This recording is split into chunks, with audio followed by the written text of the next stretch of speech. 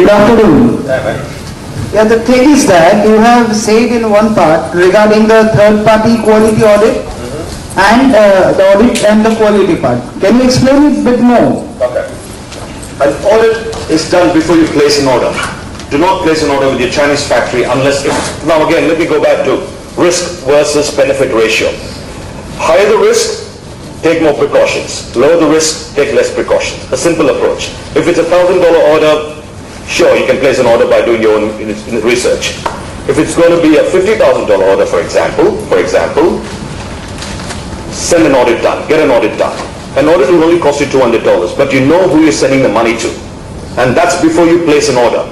Once you get your audit report, which is usually within 2 to 3 days, you check it out, you know exactly where the bank account is, all the details is, then you send the money. Because the factory will tell you, the audit companies will tell you to place an order or not place an order. And if they give you wrong advice, they're in trouble. You see? So get an audit done before you place an order, and then the quality check is done once the production is complete. Or during production. There are many different levels of AQ quality checks, which the next speaker will explain. Okay? Thank you. Yeah. And regarding the audit, we can get any third-party audit firm, a reputed audit firm. Correct. You can do your research on that, and there are companies that charge you anywhere from, there's AQF, there's SGM, there's ISO. The ISO companies, there are companies that do that also. So there are many companies, and they charge you anywhere from $100, $150 up to $400, $500. So it's a kind of audit that you want to do. Disney has got social audit, factory audit, and corporate audit. These are different levels of audits they have. You know, one audit is just to see they don't have child labor, they're doing all the right thing, following the process. And corporate audit is their corporate responsibility, so on and so forth. So all different levels of audit. What we do is a very simple audit. That's a very simple audit which you saw before. It's not a complicated one at all. That the factory does exist.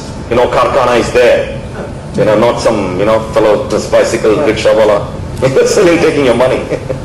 And another thing is that you just send all your artworks and cartoon markers to your factory and all the suppliers. You send your money to the factory, man. What's artwork? Artwork and, yeah. So you send your money, yes, you do send them everything. Give them all the information you have. Okay. We also tell them who our clients are. You'd be surprised. We tell them who our clients are, and they give us better freight pricing.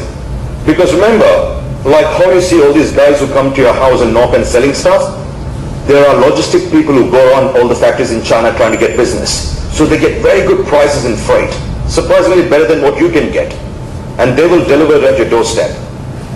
You know, so try them, give them a shot. Ask your supplier, ask their supplier. And they would be far better in pricing. We always find that the factory gets better pricing than we do. And what happens is, last time we had a project which we had to supply into US, the factory pricing was $100 more than our pricing. But the factory pricing was air freight, ours was sea freight. We sent it by air freight, it reached there 20 days before. What does the client think? He loves you because you're doing your job in advance, you know, not behind. So yeah, that's what we do. Thanks a lot. My pleasure, man. Yeah, good one. Mr. Hegde, Yeah, Mr. Hegde, you see your presentation was excellent. thank you. And thanks for the domain expertise that you have on the subject. Now, real quick questions. There's a very thin line of demarcation between price negotiation and bargaining. People all over the world negotiate. That does not mean they bargain.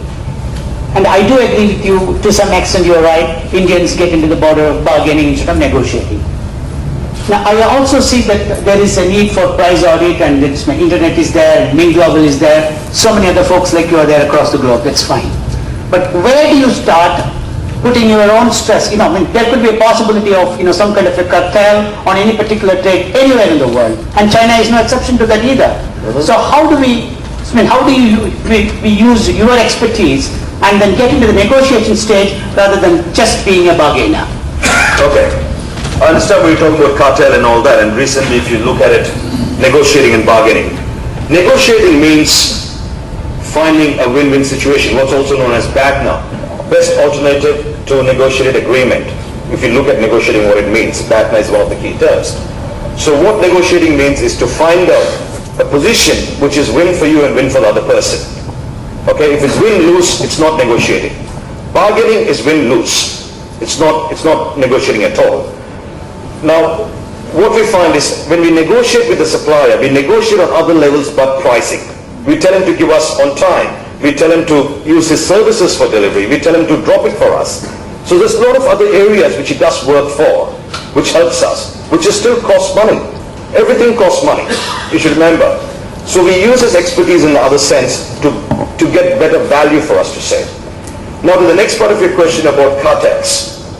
Now, cartel forming does happen, but in what levels are we talking about? What are you trying to purchase? If you look at what happened with Samsung, with the recent, today's news about the silicon TV screens in the US, they just got fined $500 million by a US court for price fixing. Now, in our level of sourcing, we don't get into that kind of, into market where we have to negotiate on the cartel. But we also, what we do is we think anything is not priced correct, we always go into other best cost countries, what we know as BCC, best cost countries. And these countries can be closest to where we want to deliver. So if someone is in India, we find it from India. Or someone is in Sri Lanka, we find it from Sri Lanka. And then we know all these guys cannot be in the same cartel, right? It's an international market. So we try to get away from it. Cartel only comes into place where you have a limited suppliers. So that's where it comes into place. So not in the stuff that we are buying. Hope that answers. Does it answer your question?